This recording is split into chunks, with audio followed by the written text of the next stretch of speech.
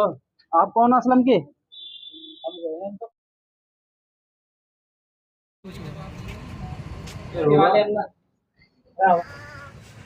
इब्राहिम गुलाम रसूल। क्या नाम है भैया आपका? मेरा नाम मोहम्मद उबैद है। अजय तहसील की तरफ से आपको नोटिस दिया गया है, किस चीज़ का नोटिस दिया गया है? जी अचानक से इसमें लिखा है कि अवैध कब्जा किया है हमने, लेकिन हमने ये ज़मीन खरीदी थी और मकान बनाया था अपना। सभी लोगों ने यहाँ मकान बनाए हैं अपने।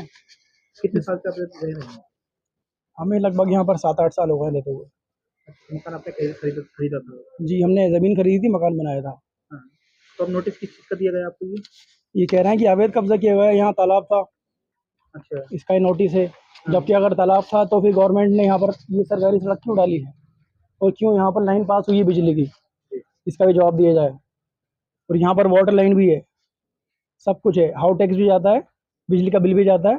तो गवर्नमेंट क्यों किस बात के ले रही है? उसको पहले नहीं दिखा ये सब कुछ कि ये मकान बनने की अनुमति मिली हमें, और फिर क्यों बिजली की लाइन डालेगी यहाँ पर? अगर ये गवर्नमेंट की जगह है तो जब उसको पता है अवैध कब्जा किया गया है तो यहाँ पर लाइन क्यों डाली, क्यों यहाँ पर रोड डाले गए हैं?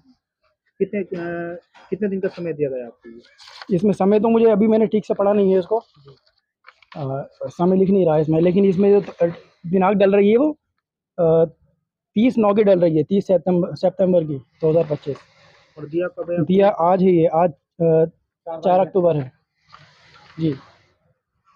केंद्र साहब, आज कुछ लोगों को नोटिस दिए गए हैं, कुछ के आवास पर नोटिस चिपकाए गए हैं, हाकिम साहब, क्या पूरा मामला है और किस तरह की ये कार्रवाई की गई?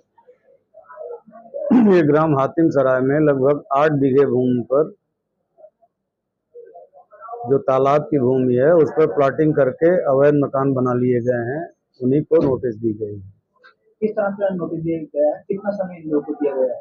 15 दिन का समय दिया गया है कि इस तालाब की भूमि पर किसकी अनुमति से आप लोगों ने मकान बनाया है।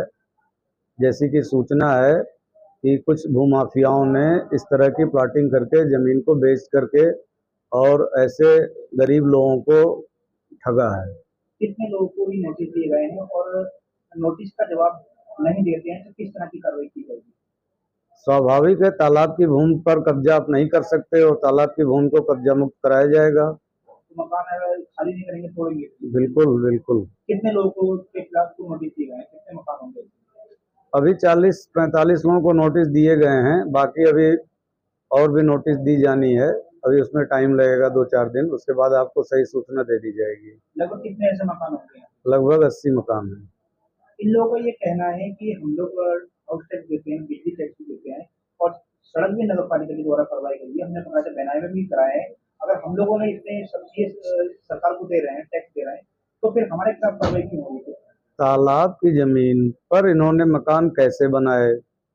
बहुत कुछ ऐसा भी हो सकता है कि कुछ भूमाफियाओं ने इनको भ्रम में रख करके इनको बैनामा कर दिया हो, लेकिन तालाब की भूमि को कोई बैनामा नहीं कर सकता। और इस संबंध में माननीय उच्च न्यायालय और उच्चतम न्यायालय सदैव ये कहते रहे हैं कि तालाब की भूमि पर किसी भी प्रकार का यदि अवैध कब्जा पाया जाता है तो उसको 1952 की स्थिति में रिइंस्टेट किया जाए। इसमें इनकी सुनवाई करने की भी कोई आवश्यकता नहीं है।